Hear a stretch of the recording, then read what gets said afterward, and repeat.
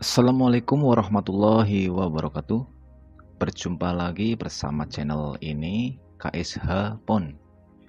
Di kesempatan ini saya sedang mengerjakan Xiaomi Redmi Note 4X. Posisinya layar sentuh tidak respon ya. Layar sentuhnya tidak respon. Padahal ini kata pemiliknya sudah ganti layar sentuh dengan yang baru dan ternyata tidak respon juga. Ini pasti kerusakan ada di mesin ya. Coba kita cek. Oke sobat KSA, semoga semuanya dalam keadaan sehat. Dan untuk pengunjung baru saya ucapkan selamat datang dan jangan lupa subscribe, like, dan share ya. Oke, kita cek di area konektor layar sentuh ya. Apakah jalurnya ada yang putus? Terus apakah ada yang konslet? Kita cek menggunakan multitester. Coba kita cek ya. Saya terbiasa menggunakan multitester di set di bus ya, agar ada bunyi dan mata saya itu tertuju ke PCB ya, hanya fokus ke mesin karena mengeluarkan bunyi, jadi saya hanya fokus ke mesin. Coba kita cek satu persatu pinnya di konektor, apakah ada yang putus jalurnya.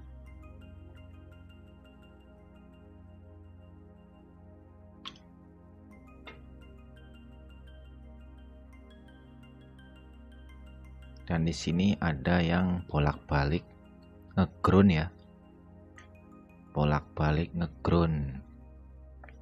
Berarti ini konslet ya, jalur tersebut konslet. Dan untuk mengetahui komponen mana yang konslet, maka saya terbiasa menyuntik tegangan ya. Menyuntik tegangan kecil di konektor yang konslet atau di komponen yang konslet kapasitor ya, terutama itu yang dicek itu konslet tadi. Saya terbiasa menyuntik tegangan menggunakan voltase yang kecil untuk menghindari rusaknya komponen lain ya, yaitu konslet ya. Ini kapasitornya konslet, tetapi belum tentu ya itu kapasitornya yang konslet. Untuk mengetahui pastinya komponen mana yang short atau konslet, itu harus lakukan penyuntikan tegangan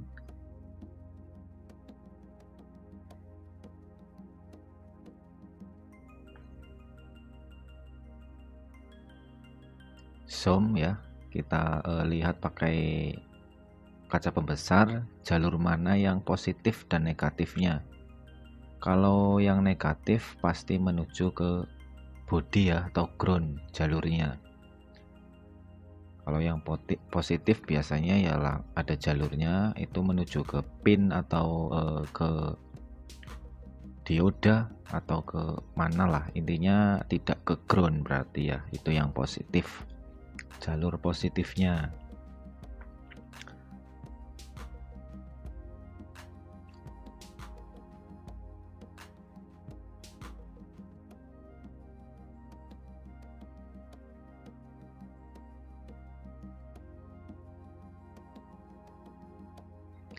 Ya, saya olesi pakai Pertamax ya. Saya sendiri menggunakan Pertamax. Ya, intinya cairan yang terkena panas sedikit itu menguap ya, atau mengeluarkan, biar nanti kalau proses penyuntik itu mengeluarkan asap. harus ditetesi cairan. Saya sendiri menggunakan Pertamax.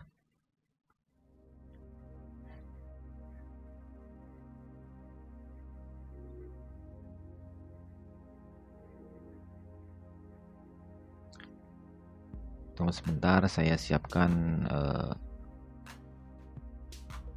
alat penyuntiknya.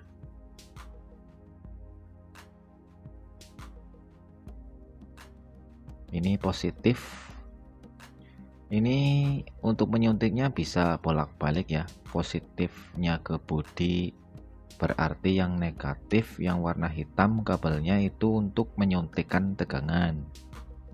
Kalau yang di bodi kasih tegangan negatif berarti positif power supply-nya yang untuk menyuntik tegangan di jalur positif ya. Di jalur positifnya. Aduh, soldernya nggak panas.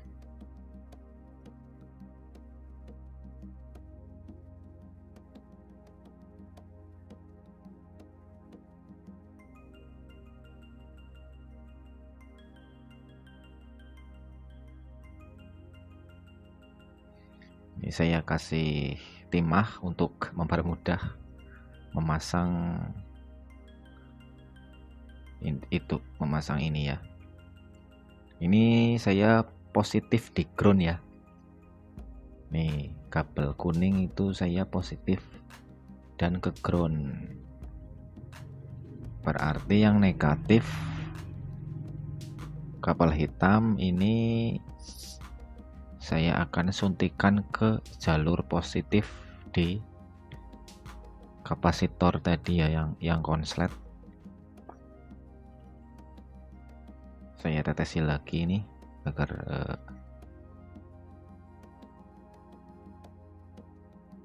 nanti kelihatan yang mana yang short.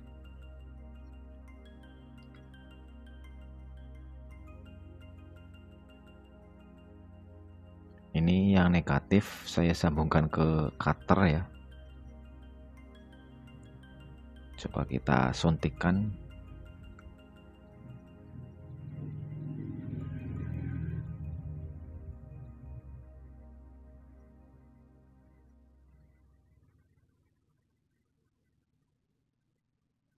Ya, itu ya, mengeluarkan asap. Ternyata kapasitornya ya yang mengeluarkan asap. Coba kita ulangi. Iya, kapasitornya ternyata yang konslet ya. Sudah ketemu komponen yang short. Jadi perlunya suntik tegangan itu seperti itu ya, untuk mempercepat proses mencari konslet. Kalau model tidak seperti itu, misalnya tebak-tebakan ya, kapasitornya dibuang, ternyata shortnya masih ada, terus cari lagi yang short, dibuang, masih ada, sampai brindil sampai banyak kapasitor yang tercabut, ternyata belum ketemu juga ya. Itulah keuntungan suntik tegangan ya, seperti itu, mempercepat proses mencari konslet. Dan di sini saya menggunakan voltase yang kecil, voltase yang kecil ya. Saya pakai 2 volt atau 1,8 volt ya. Ini untuk antisipasi agar tidak merusak komponen lain. Jadi menggunakan voltase yang kecil dan harus ampere yang besar ya. Voltase kecil tetapi ampernya besar untuk lebih cepat ya proses panas yang di komponen yang konsletnya loh. Kalau ampernya kecil ya kayaknya nggak berpengaruh ya, nggak mengeluarkan asap lah. Jadi harus PSU yang ampere besar, menggunakan voltase yang kecil. agar aman ya. Itu kapasitornya sudah saya lepas dan ternyata mantap, short hilang, konsletnya sudah hilang. Dan coba kita uji apakah touchscreen-nya sudah berfungsi. Seharusnya sih sudah berfungsi ya, karena jalur tersebut harusnya kan mengeluarkan tegangan untuk menyuplai touchscreen ya. Karena konslet jadi tidak mengeluarkan tegangan dan touchscreen tidak mendapatkan asupan ya, asupan voltase ya, asupan tegangan, jadi tidak respon. Seharusnya ini sudah berfungsi karena jalurnya sudah enggak short, otomatis mengeluarkan tegangan ya. Semoga saja berhasil.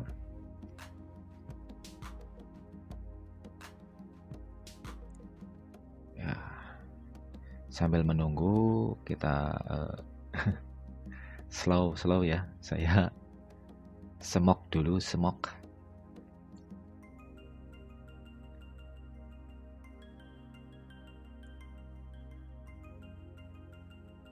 Coba kita cek.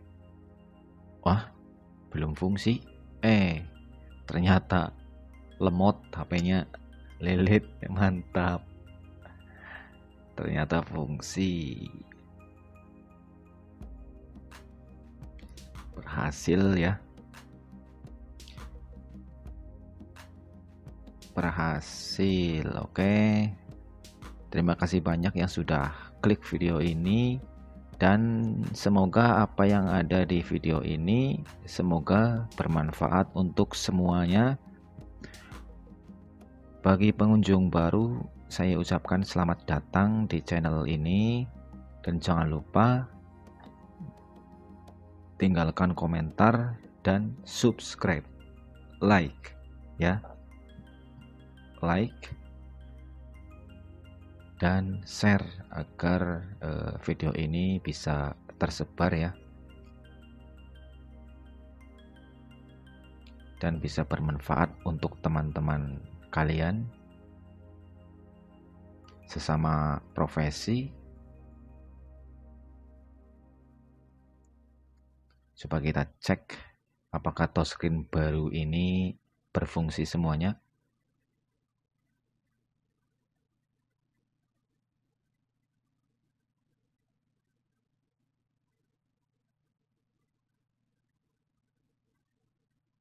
Ya, berfungsi ya.